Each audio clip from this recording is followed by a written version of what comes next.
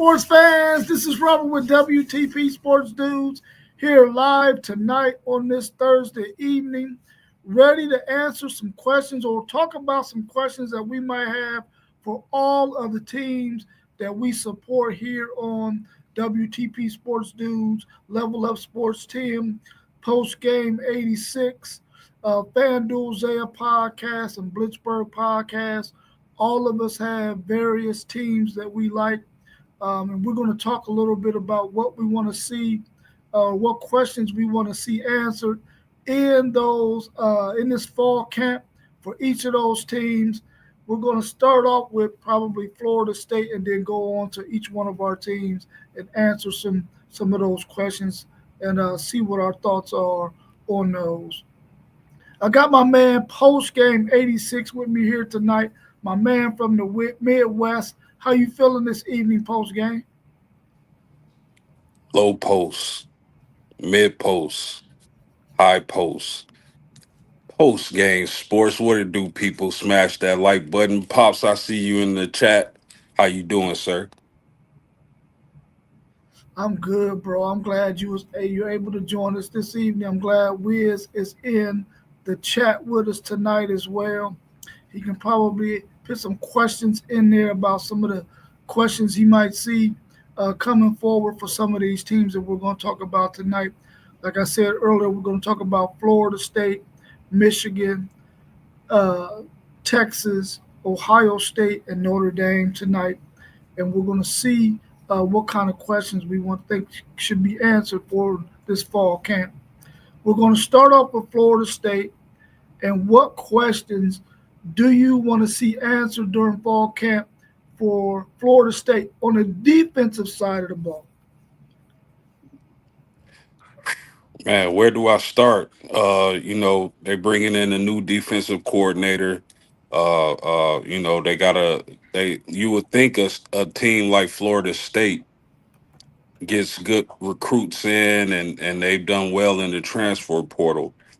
But I would like to see if they can put it all together and get back to where they normally are, and that's one of the better teams in college football. Yeah, I'm real interested in what they're going to look like up front. Are they going to be able to control the trenches? Trenches. Is the new defensive coordinator going to have the bodies up front? Are they going to be able to go two deep, three deep at that position, especially at the defensive tackle position? And I know when we do our Florida State preview with Mossberg, he can go more in depth with that.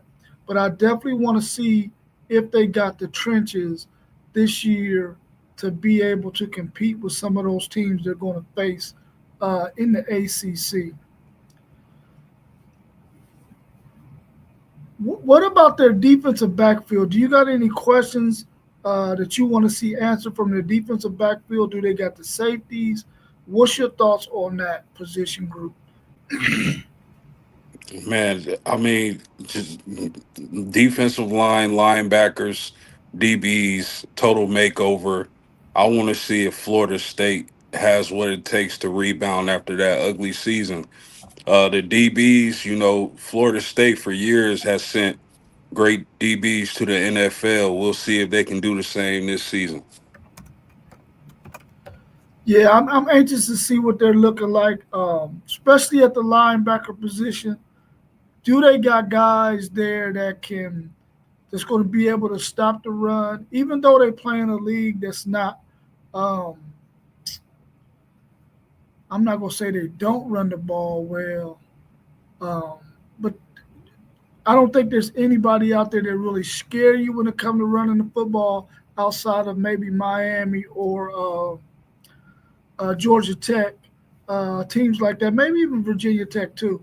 I wonder if they got the linebackers that's going to be able to make tackles, fill holes, and keep teams from being able to run smash mouth football against them. So I'm anxious to see that. And are they able to cover guys? They gave up a lot of points last year, and those guys really weren't interested in playing any football because of how their season started. Have they got over that hump? Have they gotten that bad taste out of their mouth? Are they ready to put Florida State on the map? Because I don't think I've ever seen a team go 14 and 0, get disappointed because they did not make the college football playoffs, which they should have, and then turn around the next season and go 2-10. I think it was 2-10. I don't think I've ever seen that in the history of college football. Have you ever? Was that their record 2-10? Is that what they went? uh, they were 2-10. Yeah, I've never seen that.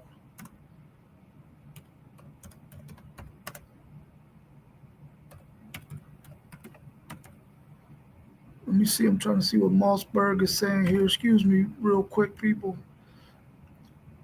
Mossberg is saying the additions of Tony White from Nebraska, transfer linebacker, to go along with our returning players. We're young as well. I mean, I think that he's coming from a really good program in Nebraska. Even though they haven't been winning a lot in the Big Ten, they still got a really good program. I really like their coach, who coached Baylor many years ago and then had a stint in the NFL that didn't fare so well for him. But I think he's a really, really good coach, and I think that he's coming to a Florida State program from a program that's pretty good. So I think that might be a good addition for him. And Mossberg is also saying something about his defensive backs.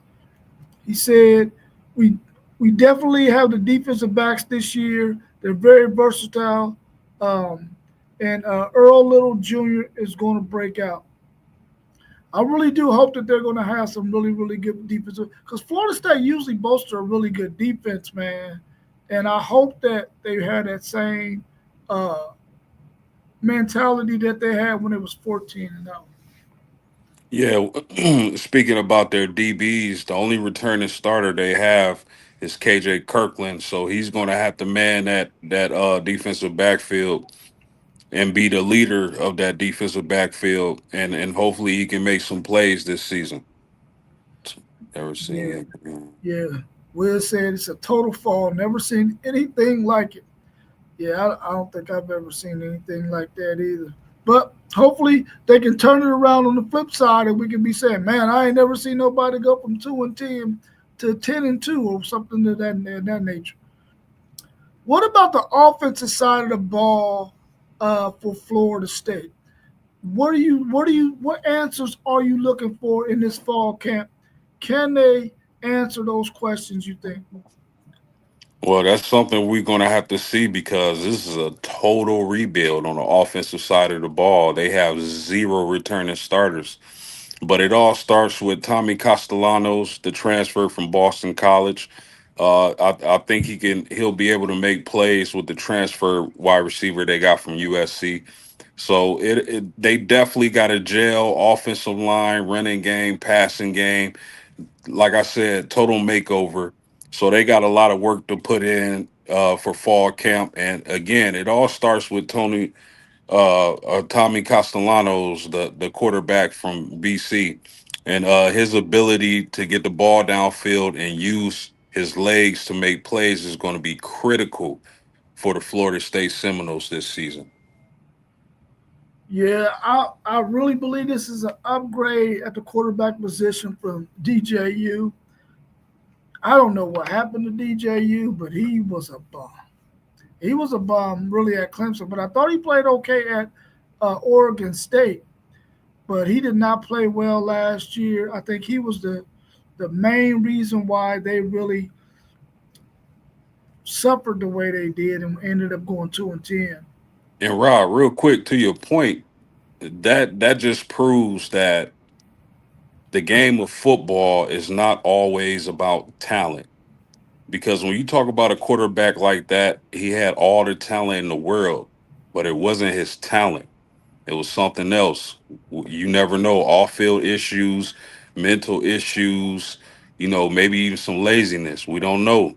But the game of football is not won just based off talent. There's a lot of other things that go into it. That is facts. There's definitely some other things that go into it. You got to have all those intangibles, especially if you're going to play that quarterback position. You got to have more than just some talent. That's for sure. What about the coaches? Do these new coaches? I think they're bringing in a new offensive coordinator and they're bringing in a new defensive coordinator.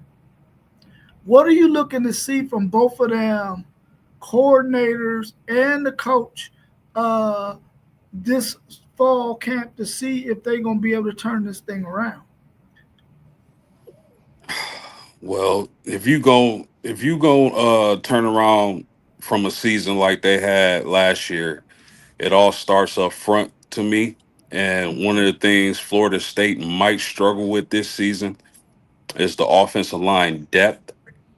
So with Gus Malzahn, they definitely got to get that offensive line together, be able to protect Tommy Castellanos and give him a running game to support his skills.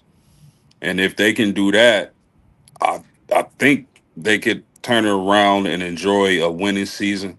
They probably won't win the ACC this year, but they could be, second, third place. It wouldn't shock me.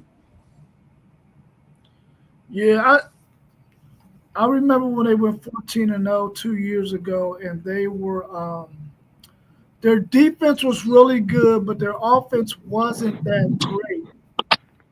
And they were able to win 14 games because that defense was so good. Are they going to be able to lean on their defensive coordinator? Does he have the players? Does he have the depth to be able to pick guys out there in position to help them defensively slow down some of these offenses in the ACC? They got a huge game starting off the season against Alabama. If that doesn't fare well on either side of the ball for Florida State, are those coaches able to rally those troops and say, listen, we got to put this game behind us. Let's get rolling. But if they have a really good game and a good showing, are they going to be able to sustain it? Is what I want to see from these coaches, because a lot of times you can have all the talent in the world, but if you're not able to get it out of those players as a coach, then you just running some dudes out there that don't really want to play for you. That was the case for Texas for a number of years. Those guys were high-rated dudes, but they did not want to play for the likes of Charlie Strong and the way he ran things, and Tom Herman the way he ran things. And once Steve Sarkisian got there with those coaches, they knew they had to get rid of some of these guys because they just didn't want it. They just did not want it, and they were messing up the locker room. Hopefully those coaches can get this locker room, this culture to where it needs to be so they can bounce back from a 2-10 season. We got our man FanDuel Zed joining us as well. Anything you want to mention offensively or questions you want to see answered from Florida State on the offensive side of the ball, the defensive side of the ball, or coaching related? I mean, I think y'all covered it for real. I mean, the prestige is the prestige of the program, but we got to make sure it's not a lot of mid this year. You know, it should be enough talent on that campus. So, is it a player thing or is it a coach thing? I don't know. We're gonna find out though. We're gonna find because really, you could look at that team last year and you be like, "Oh, that kid looked like he could play." It just sometimes it don't come together on the field. So, I mean, we're gonna see. I don't know. I'm gonna make a judgment call though, and I'm gonna be like, I don't know. It might be coaching, or I might be like, I don't know. It's the players, and we're gonna see. I know everything on the field is gonna tell us whether it's coaching or the players. Sometimes you could just tell dudes ain't good enough. Yeah, that could definitely be the case. Our man Mossberg, who is our Florida State guy on our show, he's saying, I'll have all these questions answered when I do my Florida State talk and we were supposed to do it today, but my man Mossberg is moving. He's still in the process of getting that all done, and we didn't want to rush him back to get on the show when he's really not prepared to do that because he has some other more pressing things to do. But hopefully by Monday, our man will be ready to roll and share that preview with us about his Florida State Seminoles. Let's go to the Michigan Wolverines. What questions do you have that you're looking for answers for about the Michigan Wolverines on the defensive side of the football?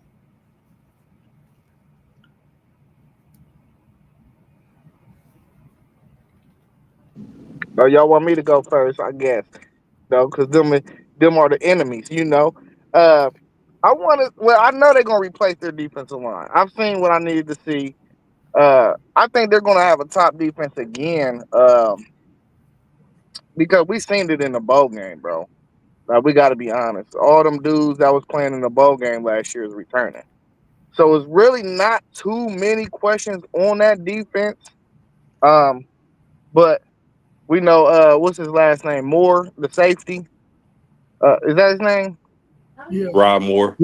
Rod Moore. So we know he's probably him or one of them linebackers probably gonna be the leader of that defense. But who is gonna be the guy that's gonna emerge on that defensive line as one of the top dudes in the country? Because I think they got somebody on that line that can emerge and put their name in the hat of being in the conversation for top defensive lineman or top defensive end in the country. So I want to see who's going to emerge right there. I think they straight on the outside that corner as well.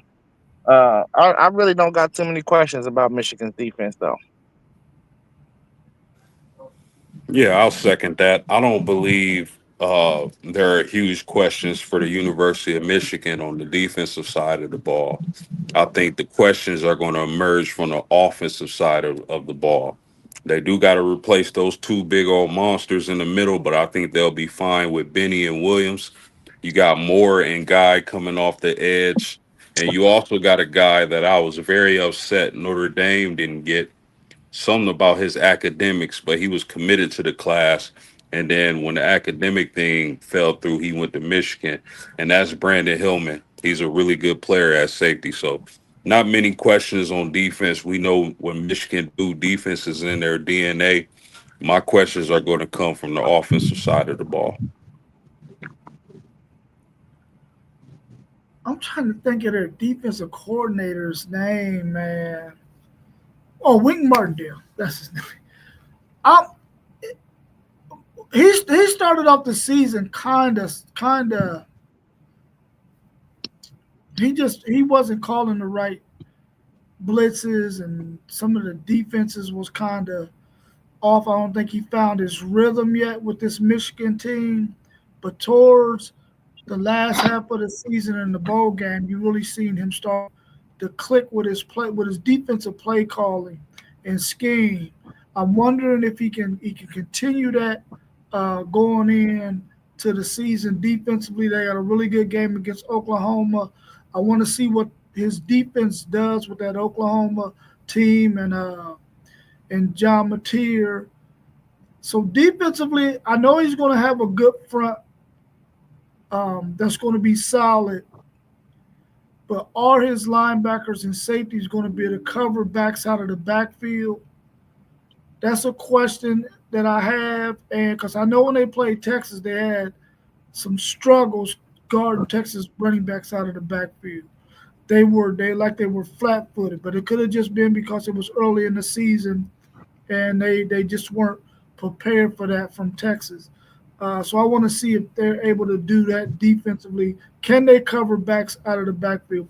Even though they probably won't face much of that outside of maybe Penn State and Ohio State, they might not see a whole lot of that in the Big Ten. But I could be wrong because I don't know a lot about all those teams. I only follow those ones that's at the top, really. We know. No, go ahead. I said we know. What about on the offensive side of the ball? Because Michigan had a lot of struggles last year offensively. So I know there has to be a lot of questions about them on the offensive side of the ball. What kind of questions are you looking for answers for this fall in their fall camp at Michigan?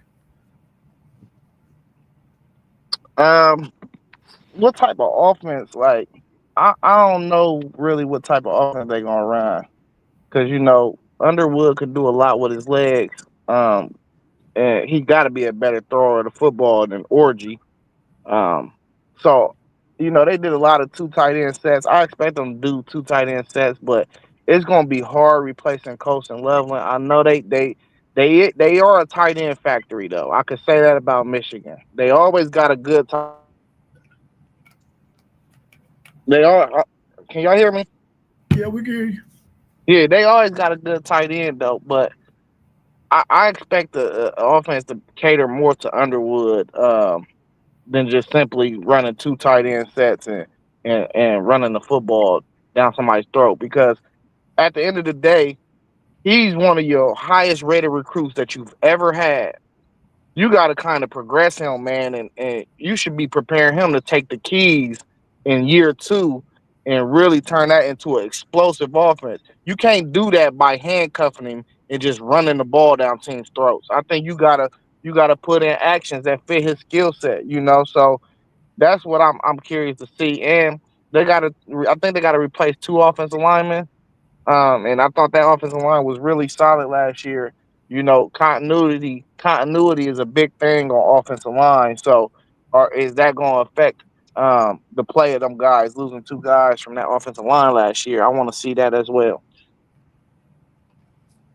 Yeah, good point. With them opting to go with Chip Lindsey, who's known for airing the ball out, that's really, that's one of the biggest questions to me because, as they were saying, when you got a young quarterback like Bryce Underwood who has lays like that, excuse me, you wonder how that's gonna fit with the offense or but at the end of the day they gotta tailor that offense around Bryce and I think they'll be solid with running the ball at running back. What's the kid's name? Justice Haynes from Alabama, who Coach Moore was comparing to Blake Corum.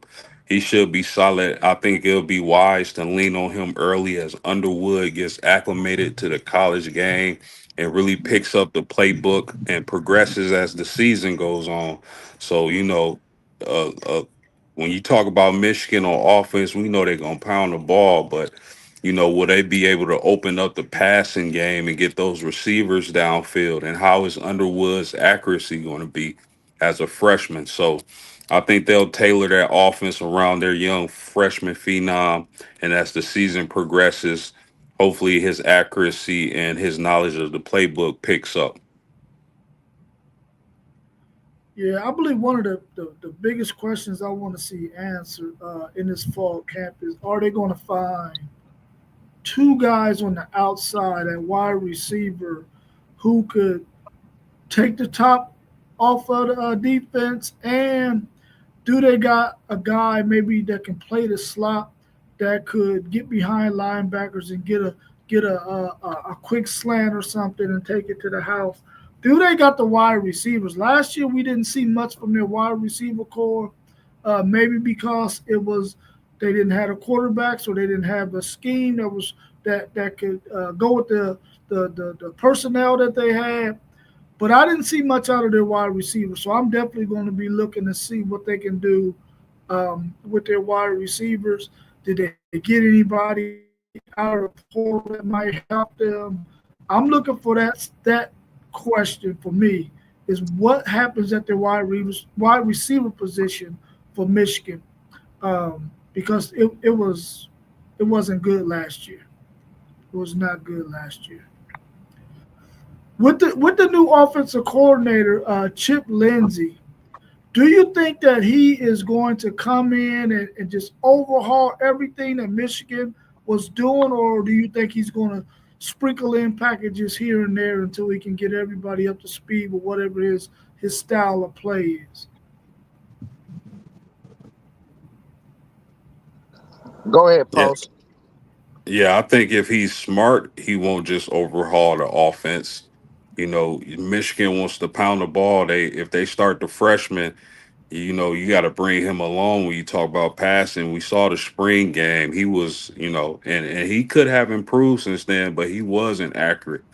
So I don't think it would be wise for him to just dump that style of offense on this team right now. You know, run the ball. You know, incorporate that play action. Get your freshman quarterback comfortable. So if he's smart, I think he'll lean more on the run this season. Yeah, I mean, I ain't really too familiar with Chip Lindsey like that. We'll see. I don't know. Like, if he like to throw the ball heavy, you got a freshman quarterback. That's not how you. That's not how you want. You know what I mean? You don't want to do that. I feel like they brought him over to kind of like not really change the offense, but just add a new dynamic to it. So I think they're running a Michigan offense, but like maybe down the line you're gonna start feeling Chip Lindsey. I think you're gonna see more Sharon Moore because Sharon Moore is the offensive line guy. You know what I mean? So you're gonna see a lot of Sharon Moore fingerprints on it this year than anything because of the age of the quarterback alone. But now I do think if you have to see a quarterback switch with Mikey King, I think that's where you will start seeing more of an imprint of a Chip Lindsey offense if he like to spread it out and air it out because he done played a lot of football. He might be able to understand coverages and higher IQ things on this level more than Underwood would right now. So uh, I think we need to keep an eye on that quarterback switch if that is to occur. Yeah, that's a really good point, Fan Dudes. That's a really good point. Let's look over at Texas now and some questions we might have for them. And of course, before we do that, Parlay Poe and some of the Michigan fans that we have contact with are going to come on and do a Michigan preview in this upcoming week as well. We're just trying to get that schedule where we can have as many of those guys on our show as possible. So if you're tuning in this next coming week, you'll get that Michigan preview. And if you go back and look at one of our old videos from last year around this time, we did a Michigan preview and we had about 5 or 6 guys who are Michigan fans on that show. So you can go back and catch the one from last year. But we definitely got a new one coming up. So make sure if you're watching now, subscribe to the channel, hit the like button, pound it. Make sure you check out our other channels that we have. We scrolling across the bottom. Level Up Sports 10 is our man Mossberg's channel. FanDuel Zaya, you see him on the screen with us tonight. Go check out his channel. Our man Post Game 86, he's with us tonight as well. Go check out his channel and subscribe. And of course, you're tuning in right now to WTP Sports News. Unless you're on one of those channels watching this same stream, because it's going to all of them live right now. So make sure you support us like you have been. Share our videos, hit the like button, and we really appreciate you. So on to Texas. What questions would you like to see answered about the Texas Longhorns this fall camp? And if you haven't had a chance, go check out the preview we did on Texas as well a couple of weeks ago. You can check that out if you want to get more information about what Texas is looking like at this point. So what's your thoughts on Texas? What questions you got that you think you were looking for answers for this fall? Yeah, Texas is like the same thing I think about Michigan. Like defensively, I don't really got too much questions. You know, it's all there. Um, that should be one of the best defenses in college football. So outside of it's one little spot though, one little spot. No, I do not like Malik Muhammad. You told me about the Gilbo kid, but I don't know that Malik Muhammad. He's trash to me. So if I had to say anything, I would say who's going to be that top corner. And you speak real highly of Gilbo, and I'm hoping he can be that guy. You said he moving from the slot to the outside this year. That's a big adjustment. So we'll see how that plays out. But everywhere else, I think Texas is solid around that defense. Super solid, like above average solid. So, uh, and one thing that could supplement bad corners is having that front four like y'all got. So, you know, maybe that's gonna spell Muhammad a couple times this year. Yeah, I don't. I mean, University of Texas is a lot of hype, a lot of excitement. I know, Rob, you're a Texas fan. You excited for your team, and it's warranted. I don't not much on defense. I wouldn't say. I think y'all gonna have a really fast, athletic defense that's gonna get after the quarterback. But my questions for Texas is on offense, especially early in the season, because I think y'all only return one starting offensive lineman, and that could really spell trouble going into Ohio State week 1. They could really harass Arch Manning if your offensive line doesn't gel during fall camp. Now, when I bring up experience and inexperience with these offensive lines, that doesn't an inexperienced offensive line doesn't automatically mean your offensive line is going to lag or be bad. But more times than not, young offensive lines that haven't played together need time to gel, and sometimes they don't gel right out of fall camp. Sometimes it takes a week or two, 3, 4, 5, 6 weeks. Just it all depends on the team. Has nothing to do with the talent, right? So the potential issues I see with Texas is that that inexperienced offensive line going into Ohio State. Are y'all able to gel quickly and protect Arch Manning? And this being Arch Manning's first season starting, he's played, but this is his first season as the man, all the talent in the world. We'll see if he can put it together, and with y'all coach Steve Sarkisian, a brilliant offensive mind to go with that talent. It should make for fireworks. But the question I have will be that running game. Are y'all able to create holes for y'all running backs and protect Arch Manning?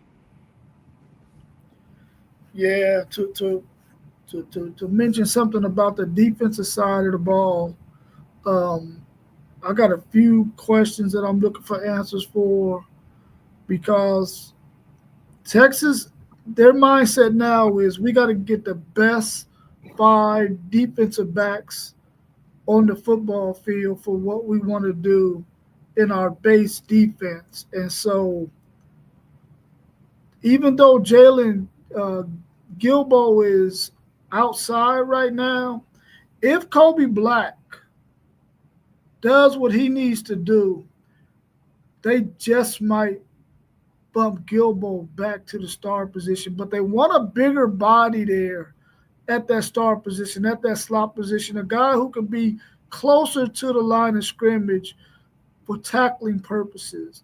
Uh, I think when you look at that Ohio State game, they really took advantage of Jalen Gilbo's size and those 2 running backs that Ohio State had. They really took advantage of Gilbo in that sense because he just didn't have the body weight to be able to contend with those guys. Now he can cover okay, but can he do the things he needs to do in the run game? And so they're looking to put a bigger body there. And if Kobe Black can do what he needs to do, then Jalen Gilbo is probably going to still be outside, but he's going to find himself in the 2 deep on the outside.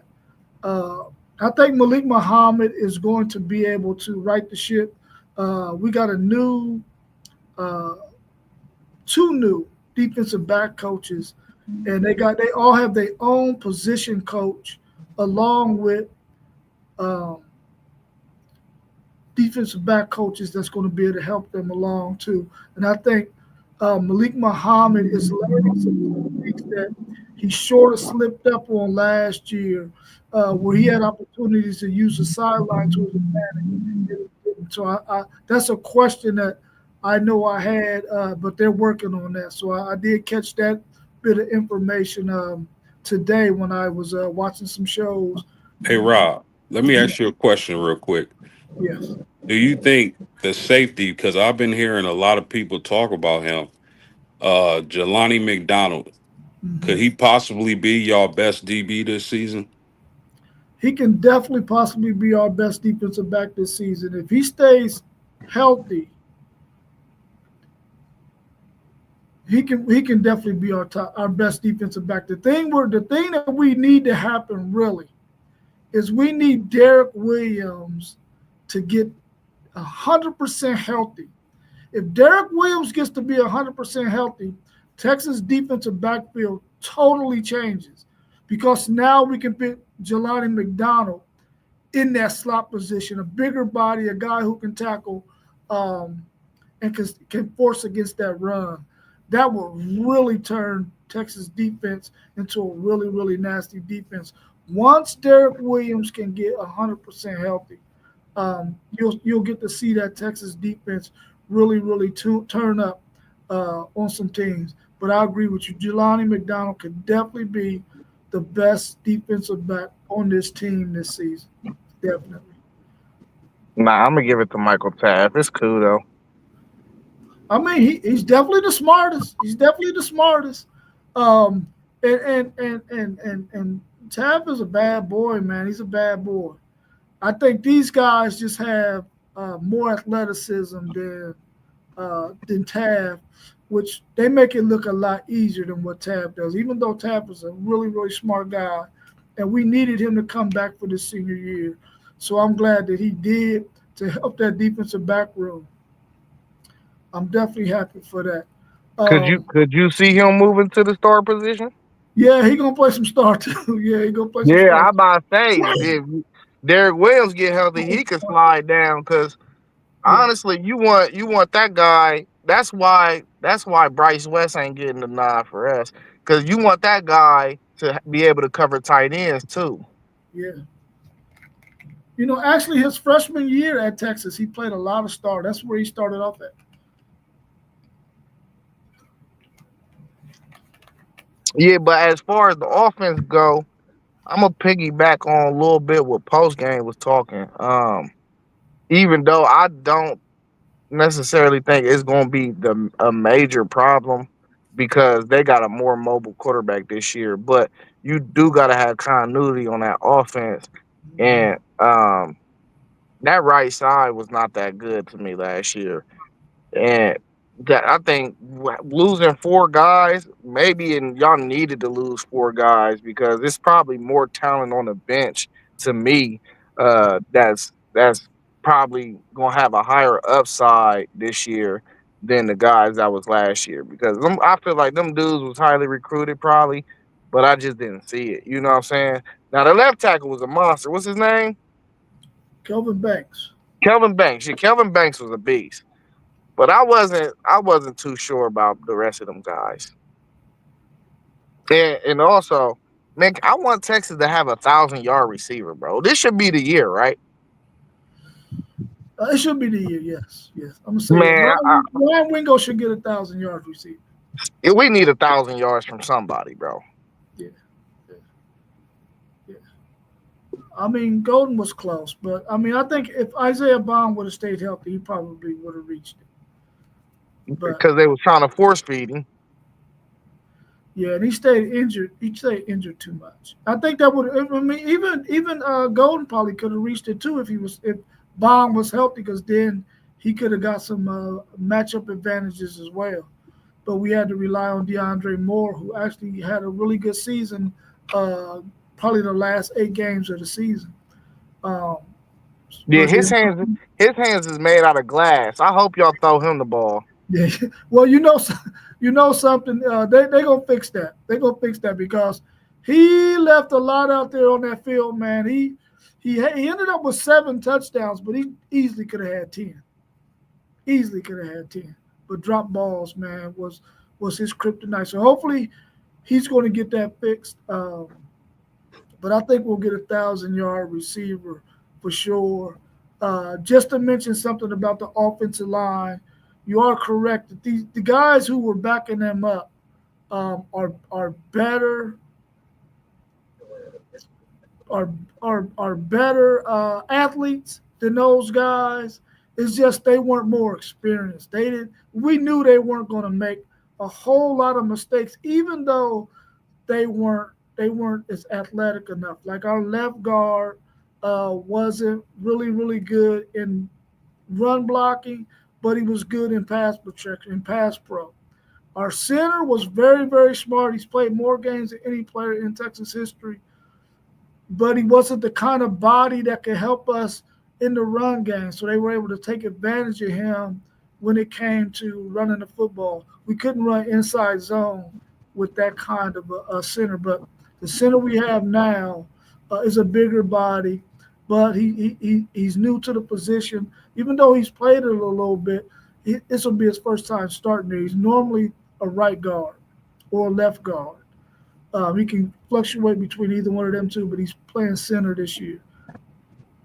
And Well, we all know Trevor Gooseby is really good. He's filled in last year, but we're gonna be okay at that position. The two guys who might end up starting at left guard and right tackle, those guys have been in the program for quite a while, so they got a chance to make some things happen.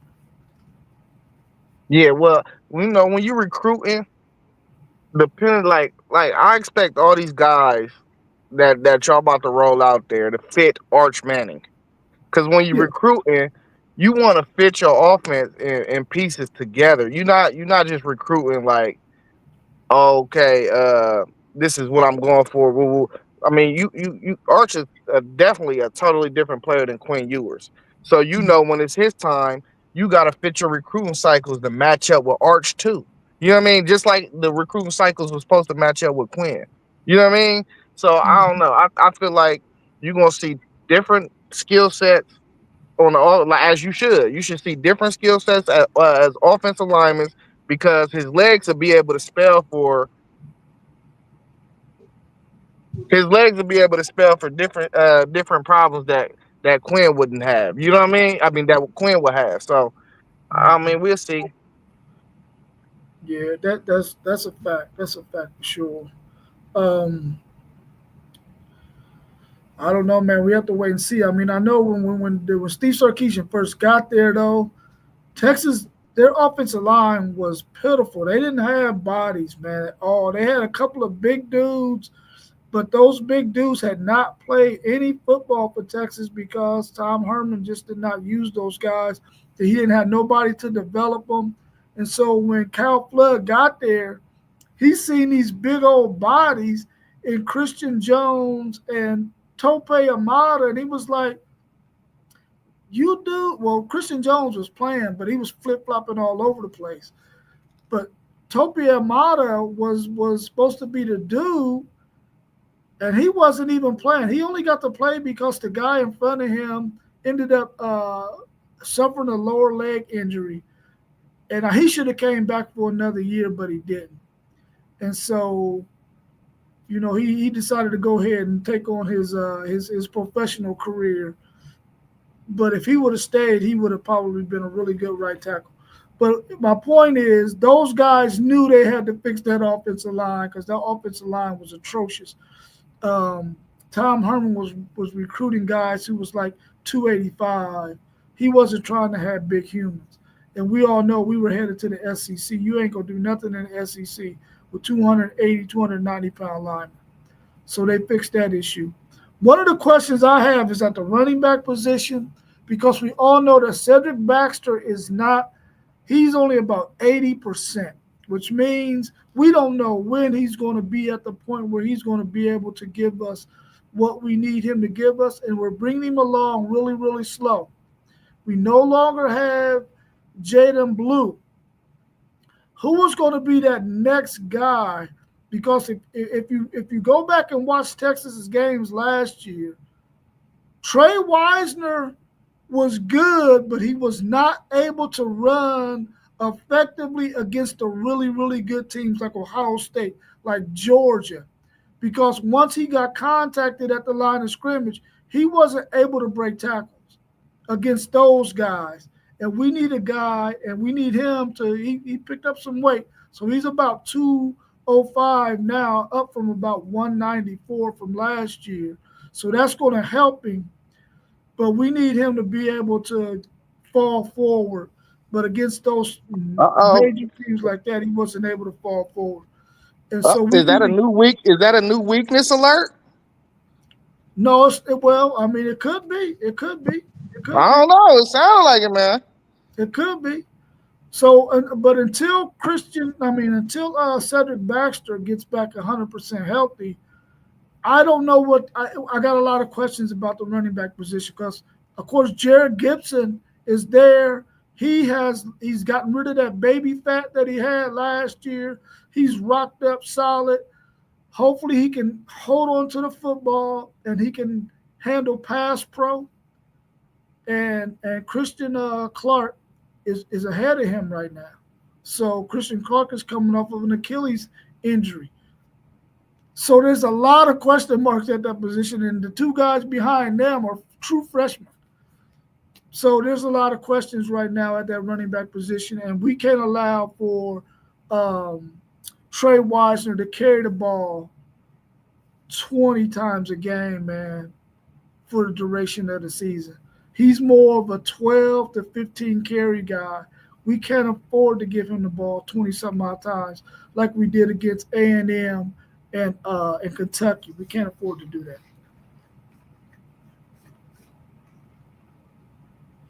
All right, so let's go roll over to Notre Dame. What are some of your questions that you would like to see answered about the Notre Dame Fighting Irish? I mean, defensively, man, I think they going. That's a listen. We all got solid defenses out here, in my opinion, except for Moss, for God's sake. I love you, Moss, but you know, what I mean, like, I don't got too many questions for Notre Dame. You know, they got a lot of young, high end talent. You know, Josh Freeman is a defensive guy. Yeah, I don't expect them to regress. They've been recruiting well, so I mean, I don't really got no questions. Yeah, Postgame did a really, really good job on his preview. So he answered all the questions that I may have even had about them. I hope that the defensive back that they had that was hurt last year. Didn't y'all have a defensive back that got hurt last year, or did he go pro? Benjamin Morris, he played for my Buccaneers. Yeah, he Yeah, ended he up going he he pro. was he only played a couple games last season, and Yeah, so yeah, he was out for the majority. Yeah, we stole him in the draft. yeah. So I don't really have a whole lot of questions about them defensively. I mean, I think like you said earlier, Zaya, we all of our teams have some really really good defenses. Except for we don't know exactly what Florida State is going to be like. But I don't have any questions about them on the defensive side of the ball. I think they're going to have a really really good defense. Yeah, my only question is we got to figure out who's going, and it's a good problem to have because we got like three guys vying for that other safety spot opposite of Adon Schuler. So we got Jalen Stroman, the transfer from Vatech, who would have been a second or third round pick if he entered the draft, according to some. You got Luke Tallick and you got Indiana's own Bronte Johnson, who's an athletic freak. So one of the questions I have is who's going to start at the other safety. Another thing is we lost our two defensive tackles to the NFL and Riley Mills and Howard Cross. Riley was drafted. Howard signed with the Bengals. So can Jared Dawson, the transfer from Louisville, be a plug and play transfer addition, and help us be stout up front. Gabe Rubio, big 310, 320 pound defensive tackle. So they got some beef up there, and you're going to see those tackles rotate. But a question I have is, or excuse me, can they replace the production from Mills and Cross? Other than that, man, this defense is super fast and athletic, long limb, just like Marcus Freeman like him. So we'll see. Yeah. Before we start talking about the offense, our man Michael Campbell said OC Mike Denbrock has quarterback CJ Carr and Kenny Minchie firing the ball from day one, but Notre Dame secondary is absolutely elite. Absolutely elite. That's And all facts. Tay is super 3-star again. So that's a good one. And he said Benjamin Moore's already picked off. I hope he picked off what's that quarterback's name y'all got, Isaiah? Baker. Baker Mayfield. I hope he picked off Baker. Man, chill out, man. Relax. I'm, Relax. I'm just saying, man. Baker Mayfield, man. He stole one from my Longhorns, man. As a matter of fact, he stole two when he went to Oklahoma. He so look, did he get y'all twice? He got us twice. Well, we got him once, and then he got us twice. Yeah, yeah. Hey, he was nice though, man, in college, man. He gave us fits, bro. He gave us fits. Offensively, what kind of questions do you want to see answered this fall in fall camp about those Notre Dame Fighting Irish? We all know it's that quarterback room. We all know that. You know, who's gonna be the guy? Is the guy ready? Would a guy be more well versed in the offense than Riley Leonard was? Um, does the next guy does he add dynamic to the offense? You know, them is all questions about the same room. Now they gonna have one of the best running games in the game though. So look at early in the season, maybe like a situation like Michigan where they lean a little bit on it. I think, um, but I mean, if Michael is correct and one of these guys is hitting targets in practice, maybe we see a more explosive offense out there in Notre Dame. I'm hoping we do. I like what I seen from CJ Carr last year when he got a little playing time. So um, we'll see how it go though. That's the only question I got. I think they're solid everywhere else around the offense. I think that's a well balanced offense as long as they can find a quarterback. Any concerns on the offense? The only concern I have is who's going to be the wide receiver one in that room. We got Great House, we got Faison, we got Will Pauling, and we got the transfer from Virginia, Malachi Fields. Now, I would like 1,000 yard receiver this season, but that sometimes when receivers don't have 1,000 yards, it's because there's too many playmakers out there. You got to think you got big Eli Raridan at tight end, an athletic freak at 6'7". All the receivers I just named and our running backs can catch the ball. Another question would be, who starts at quarterback? These are two young, gifted passers that we have in CJ Carr and Kenny Minchie. They battling out at camp right now. So whoever gets the nod, that's who I'm gonna support. But both of these quarterbacks have the ability to get the ball downfield, unlike Riley Leonard did at the majority of the time when he was at quarterback. And no knock on him, he got us to the national championship. No knock on the quarterback, but these guys have the ability to get the ball downfield, and I'm really excited. Now, a lot of people may say the injury to Charles Jagasaw, but Notre Dame's depth is so crazy at offensive line that we'll be able to hold it down until he gets back because I believe they're going to insert Sullivan Absher, who's another big dude who's really skilled at the offensive guard position.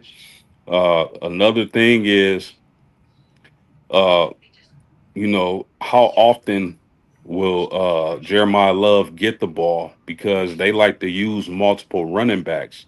The one knock that I would say would be on him and his Heisman aspirations is, will he have enough work to put up the kind of numbers you need to win an award like that? Because they're going to give other running backs the ball. They don't like to run their running backs to the ground.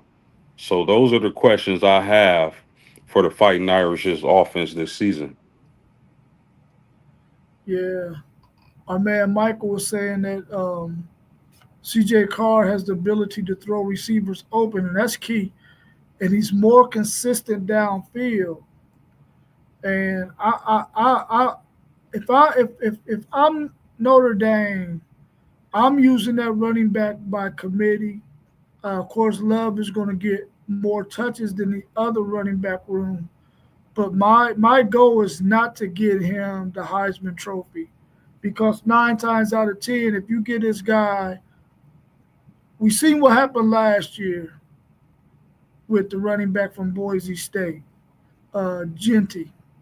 He carried the ball all those times and had all them yards, but if a quarterback goes out there and blazes, man, then he ain't gonna win. And you don't want to put that wear and tear on that young man's body when you got a committee that you can run the ball with. I would rather help that young man get to the NFL, but I ain't trying to run him in the ground. So hopefully, they do running back by committee. He get his 1,000 yards like he did this past season, and go ahead and get that young man good film on tape for the NFL, because I think he's going to be a highly rated running back in that NFL draft. But I wouldn't try to run him in the ground and try to get him no Heisman Trophy. That's for sure. Nah, they got to make sure he's healthy for the playoffs. Yeah, that's a fact too. For playoff season, because you seen, bro, it took a lot. It took a lot out of their offense. Yeah, no doubt about that. They definitely need Love to be healthy for the duration, for sure. Yeah, for sure. Mike was saying CJ Carr had 3 picks in practice, but one was on the money for KJ Smith. He dropped and bounced off of Tay Tay. One was ill advised, and the other just Tay Tay making a 5-star athletic play. He's not a 3-star. Yeah. Hey, Mike, my man. Listen, Bronte Johnson. When we signed him, that he was one of the players I was really looking forward to.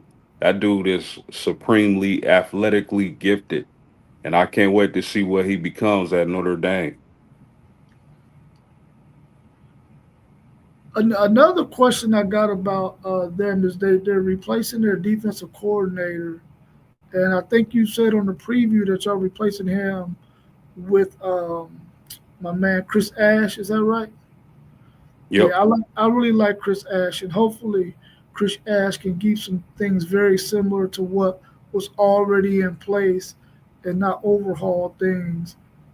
But I'm anxious to see what he does with that. Because I know when he got to Texas, he was trying to run some old exotic kind of defense, and they made him simplify. Once he simplified, the Texas defense was really, really good. So hopefully he'll be able to do that at Notre Dame. Hopefully he learned his lesson when he was at Texas. Yeah, I don't think you. So one thing everybody got to remember is I think Notre Dame ran man at the highest clip last season, and I expect them to run man coverage at a high clip this season. And like Chris Ash said at his press conference, I'm gonna sprinkle in a little zone, and he gonna split the defensive ends out wider, but it won't be too much. Yeah, that's definitely what Texas is trying to graduate to, is playing more man-to-man coverage. Yeah. Yeah, because y'all didn't want to play man to man against Smitty. Well, we didn't. We don't really have. We don't have our defensive backs didn't have a body for that kind of a defense. Now the guys we got now that we recruit now, they're long, they're taller. Now nobody's playing man to man against Smitty, so let's get that out of everybody's head. I mean, you might play man to man and then put somebody over top of him, but we're recruiting guys now that are are more for man-to-man coverage because that's what we want to do because we got elite pass rushers. He's saying Chris Ash is not changing, ain't changing nothing. It's only enhancement. This coach Marcus Freeman's defense, and the team has the number one defensive coordinator in the building. We got our Nah, man that's Jim Nose, bro. You got to Jim, put some respect on Jim Nose, bro. He's the no, number one defensive coordinator in the country. He in Oklahoma State with a top 5 defense for 3 years in a row. Oklahoma State ain't been nothing since he left. hey, we ain't in the Big 12 no more, but when he was there, man, he gave us fits. He gave Texas fits. What up, Moss? We got our man Mossberg of Level Up Sports 10. How you feeling this evening, bro? Man, pretty good. Thankful, man. Just blessed to be getting everything done with this move, man. Good to see the guys, man. Appreciate everyone joining, another day as well at the office. So we just doing what we do best and talking our great college football. And I overheard, I've been listening in the whole time as I've been moving. So I took a break and I heard a lot of the questions. I'm gonna definitely be getting apologize for the cancellation, but I'm gonna be getting that done for everyone on Monday. So if you have that email I left in the chat, or just comment and let us know, we can get you into that Seminole Talk coming up Monday evening as well. So for all those Seminoles fans and subscribers as well.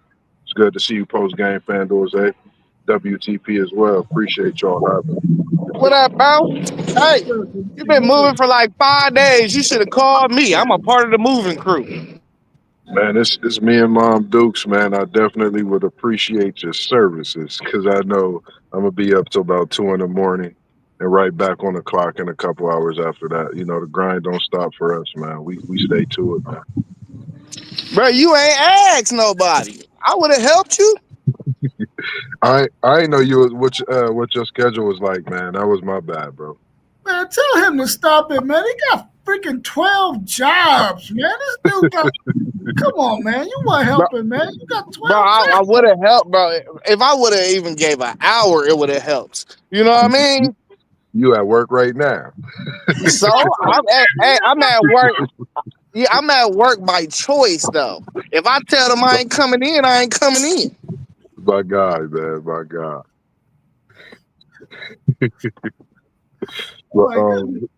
I'm going to cover the roof, doing Secret Service work this week. And next week, he had Lowe's singing. Yeah. Cutting grass.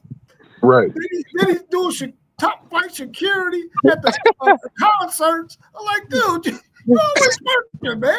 Right. You should have gave me a ticket last night. I could have used that break.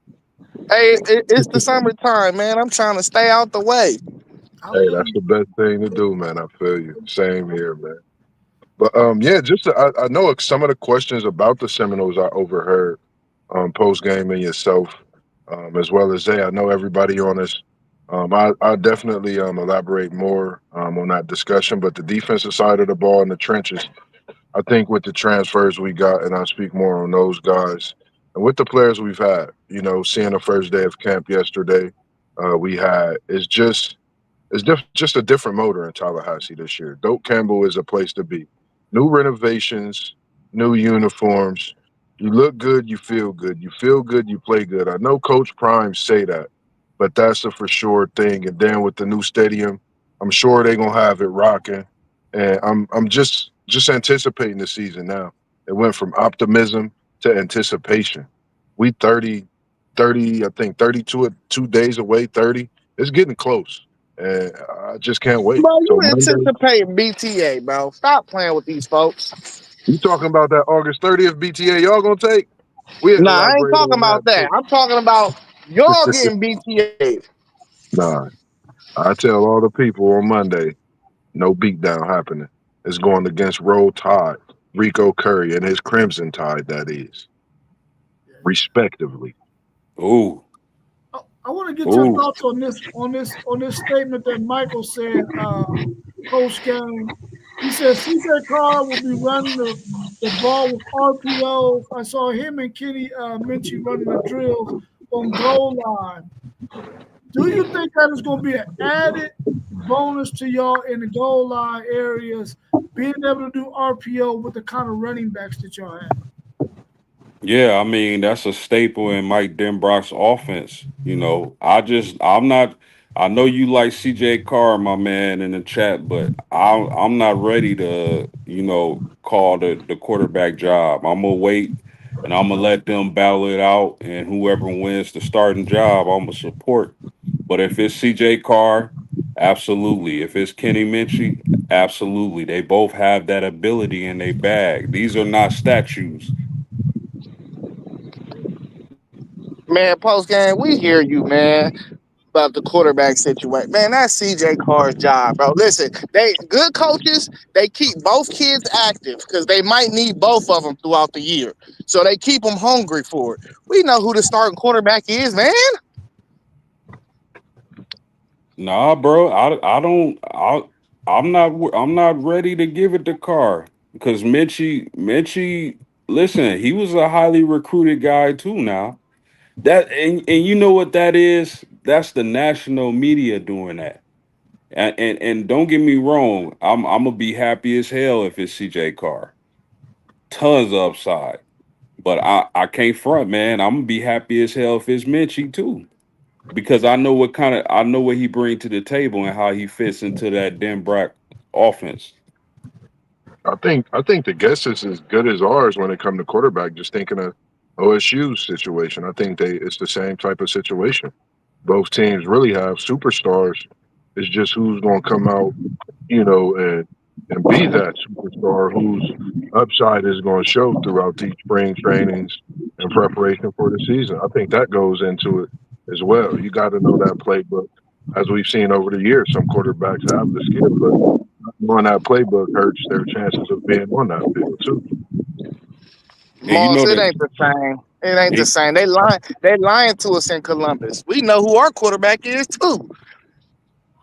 and you know the thing that sucks is that whoever doesn't win that job is probably going to lead the program. Facts. They in that portal for sure. 'Cause they the same age, right? Basically. No, Mhm. Minchie a year older, I believe. Oh yeah, Mitchie gone. Yeah, yeah.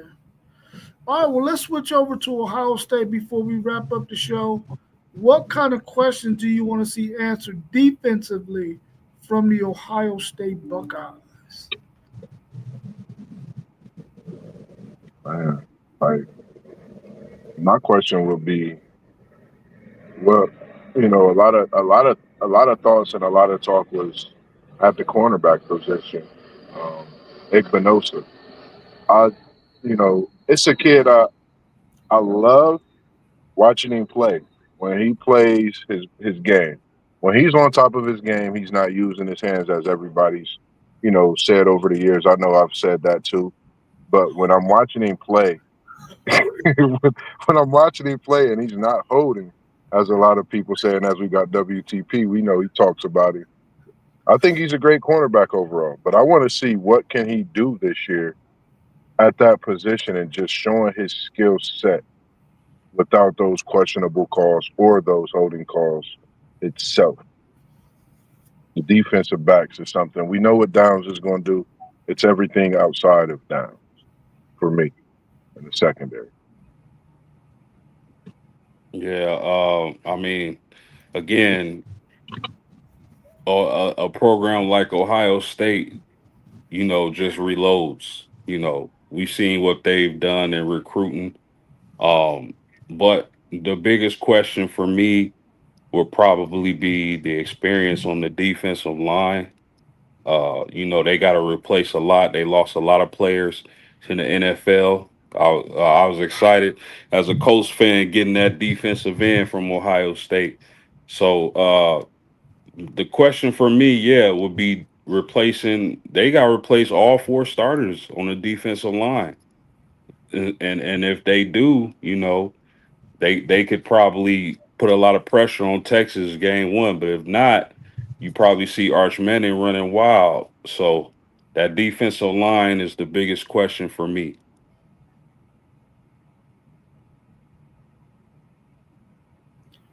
Yeah, I'm wondering if they're still going to be able to allow Caleb Downs to do what he did last year, to be closer to the line, to be able to pick and choose what he needs to do from that safety position, because they're breaking in a couple of guys. I mean, they played last year, but they're breaking in some new starters.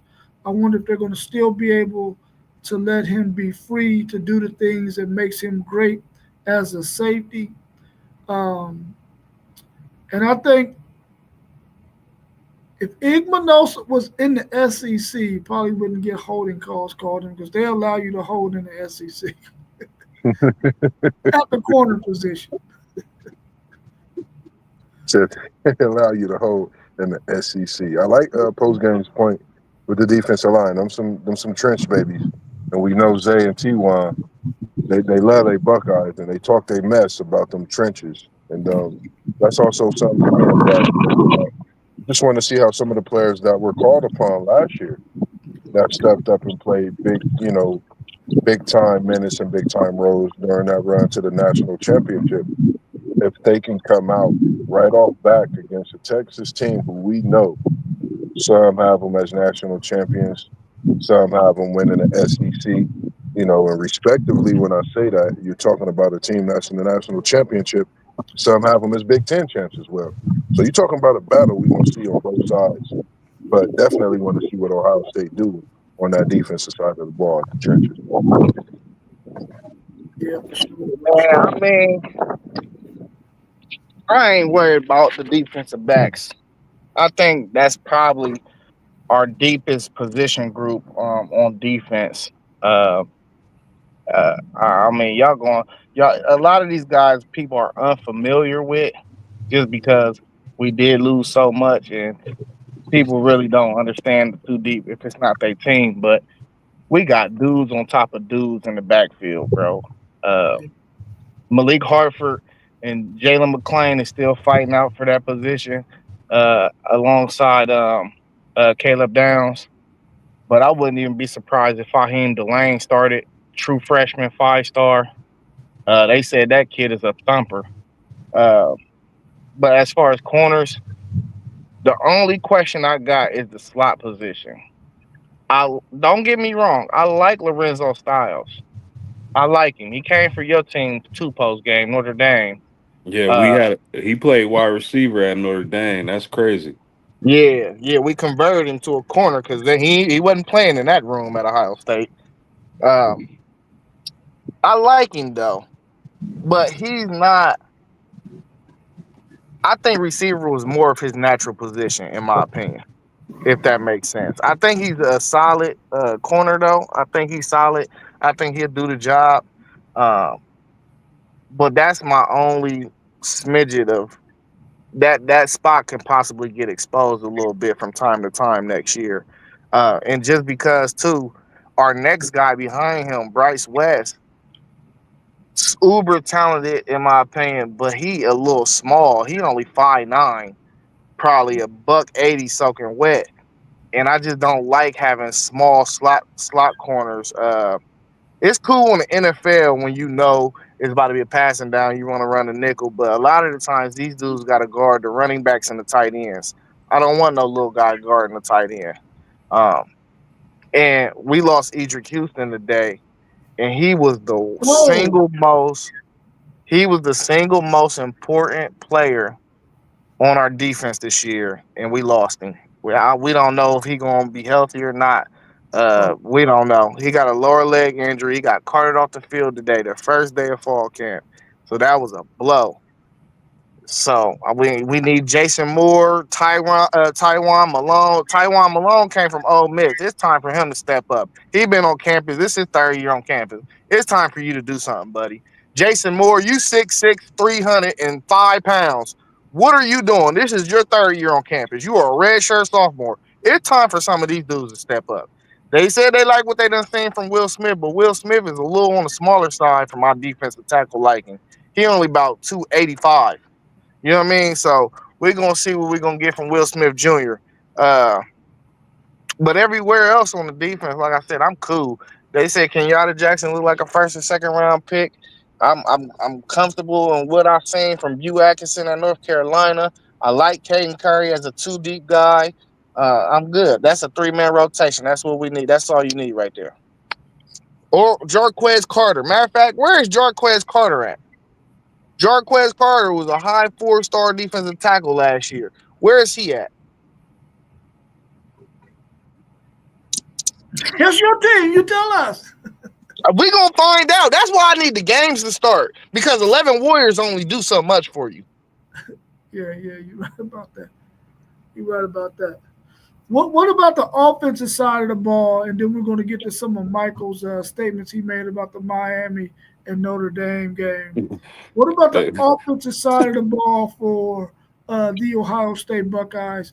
Any questions y'all want to see answered on that side of the ball? yeah, I mean, we've talked about the firepower that Ohio State brings to the table this coming season. It's pretty scary, and you know nobody really says much about Carnell Tate, who's a great wide receiver in his own right. But my question would be, you know, Brian Hartline, this being his first year as the OC, Julian Sand has all the tools in the world you need to be a great quarterback. This would be his first year starting. Can he put it all together? So really that the only question I really have is how Julian saying, because you can have all the talent in the world. Sometimes your first year isn't the year. You put it together, you dig. Sometimes year two is your year or year three. Or are they even gonna be patient with him enough to let him develop and grow? Because Ohio State got some monsters in that quarterback room. So my that would be my biggest question is Julian saying ready to be that quarterback for Ohio State and keep that offense humming. So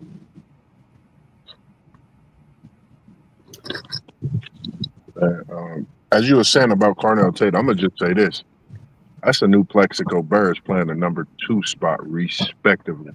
For sure, hands. He gonna get his yards, and I think we need to watch what he do this year. I think he's gonna be one that not only provides that third down, but I think of T. Higgins. I think of so many NFL greats that Carnell Tate could definitely be.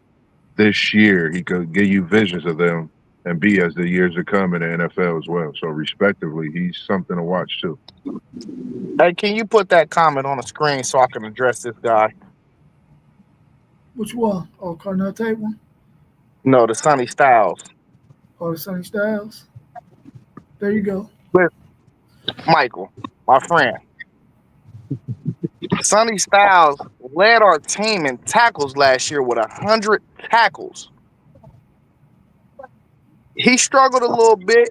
His first full year playing linebacker, he struggled a little bit in coverage.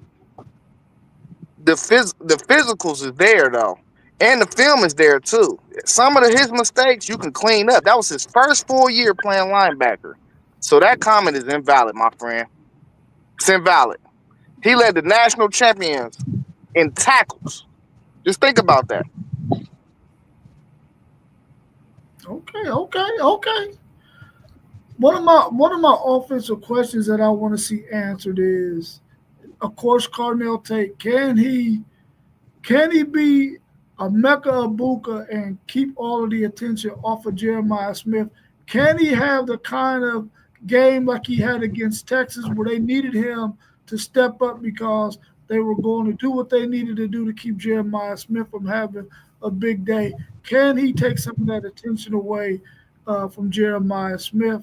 That's one of mine. And their running back room, I'm not sure what their running back room is going to look like. I know they got some guys there, but I remember 2 years ago when Travion Henderson went down, and I don't even think Master Teague was even playing at that point either. They rolled out some dude number 19, I think it was this number, and I didn't know who this dude was, but he did not help them at all. So, what is their running back room going to look like for them? and can Cornell Tate be the guy that can take a lot of attention away from Jeremiah Smith? Okay, you want to go over there and double and triple him? Well, I'm going to eat over here on this side, and I think he can because I seen him do it against Texas. But can he do it without Emeka Buka and without Jeremiah Smith? I mean, with Jeremiah Smith, without Emeka Buka. So I'm interested to see that.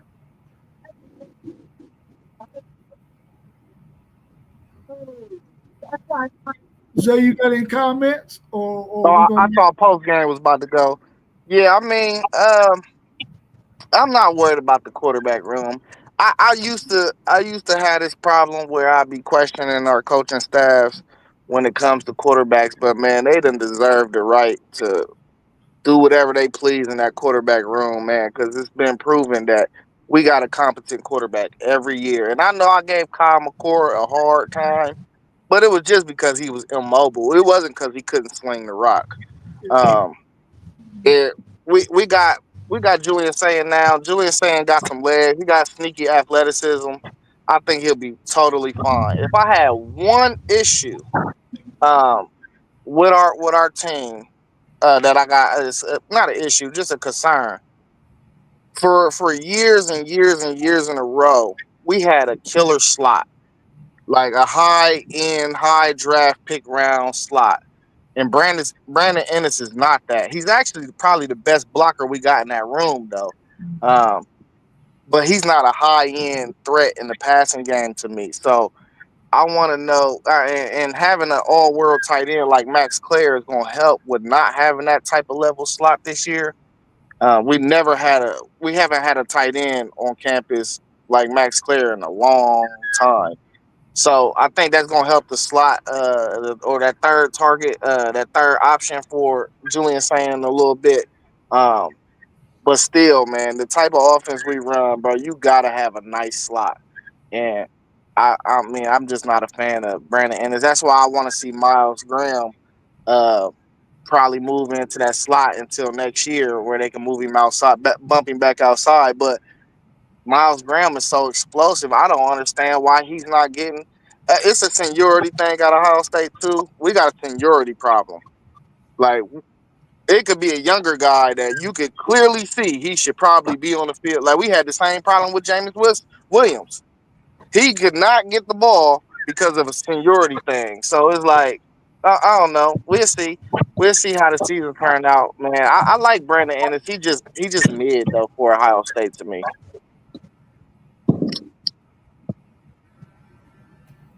So you just mid? Yeah, for Ohio State he is.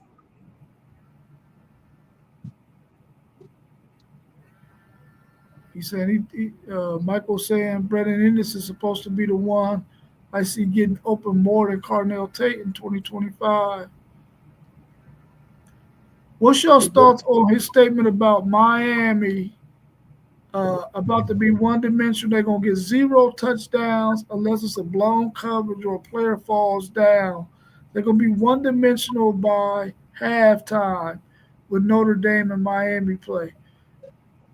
Is Well, Notre Dame defense that good that they're gonna limit them to no passing touchdowns? Hey, well, Uh, check well, this one. out. Check this out. I wouldn't be surprised. talk your talk post game. Them already at Notre Dame Friday night was something we talking about. And But and trust me, I'm just keeping it funky with y'all. I would not be surprised. Those DBs at Notre Dame is that good. They fast, athletic, they tall, and they playmakers. They got another year of experience under their belt. I would not be surprised if Miami has trouble throwing the ball. I really wouldn't, y'all. Yeah, well. Let me just say this. One thing we understand about Michael is that he's a Dallas Cowboy fan first, and them are the worst fans in American sports. So his bias is absolutely over his head right now. And man, y'all not shutting Miami out. I don't care what. We could bet any amount of money. We could bet some cases. We could do whatever. Y'all not shutting them out. Now, can y'all win the game? Yes, y'all could win the game. We talking about a shutout. I will He say said this. he said no passing touchdowns. I Man, will say this: if when you thinking of a blown coverage or something like that, and like post game says, you got to think this Notre Dame secondary made a run and they lost to the natty champs, FanDuel, Zay and your boys, and they went against Smitty.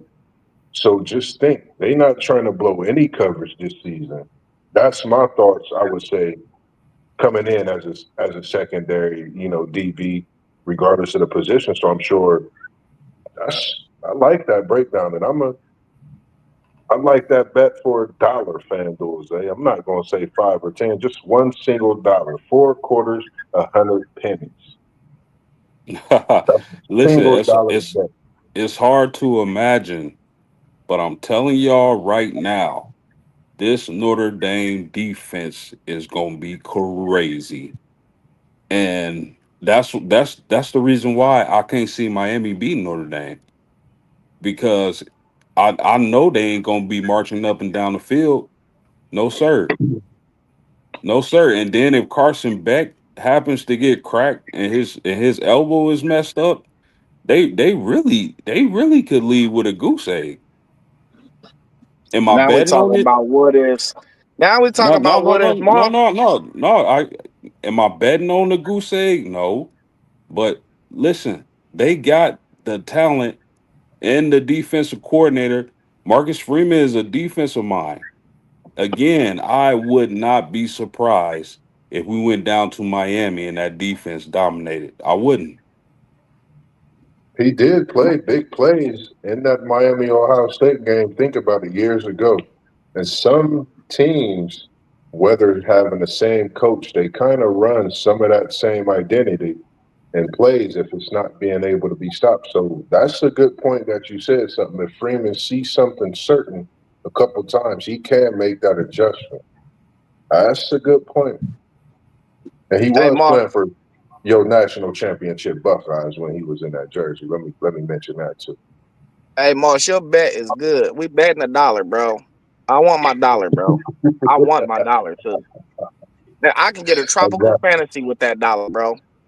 What's the yeah bet? on He that gonna on throw a that. they gonna have a touchdown pass. I'm putting He, a lot of faith in your secondary Mm. on this post game, and I got y'all winning that game Hey, too. that's good faith because guess what? We got two of the best starting corners in the country, and hmm our slot Devontae Smith transferred from Alabama is a dog as well. I think he's the key to y'all success in the coverage game. Watching him this year, I think he opens it up and give those two corners as you're speaking on. I forget the other one of their names, but definitely helps that secondary. Gives them ability to just be themselves. It's man, gonna y'all don't be even interesting. understand. They can score off a jet pass. Like, man, you know how easy it is to get a touchdown pass in the college game? Man, I need my dollar. So you giving Carson Beck a lot of steam, FanDuel say. Just hear yourself. You giving Beck a lot of I steam. said he could get a touchdown pass off a jet pass.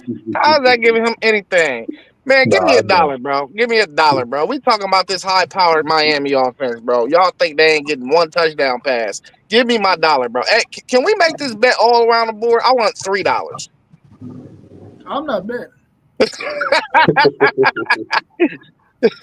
Oh man, post game. I I want. believe they're gonna throw a touchdown pass, even if it's in garbage time. Do garbage time count? Yes, it counts.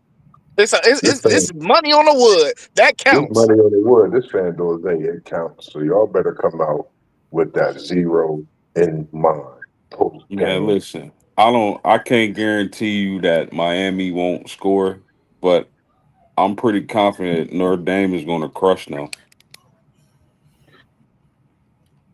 All right. Do anybody know who's Miami's wide receivers? Yeah, Michael Ward. they got the one kid Rashida.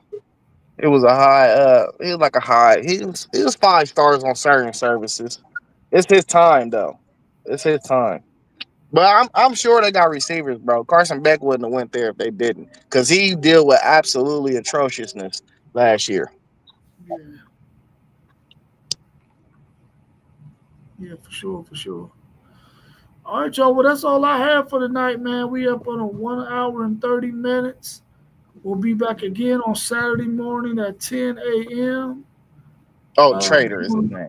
Joshua Trader. doing our what's happening in college football. We'll be talking about all kinds of college football news. We'll run down the key games for week 9 in college football. So hopefully everybody can join in with us. And we'll have some more streams coming up Sunday, Tuesday, and Thursday. Monday, we got Florida State. Hopefully we can get Michigan in on one of those days next week too. So please make sure you tune in to that. So We check us out. we doing Michigan Thursday at 11 a.m. Oh, Thursday at 11 a.m. Cool.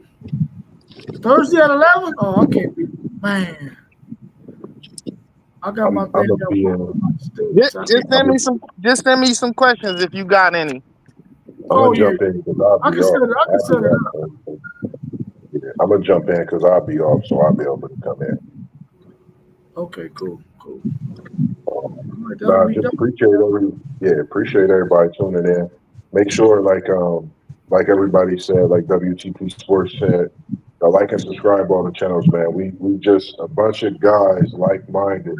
Our Uncle Ben, the lieutenant, the general, the sergeant, you name it, man. Like my mom was just telling me he likes, she heard when the podcast started.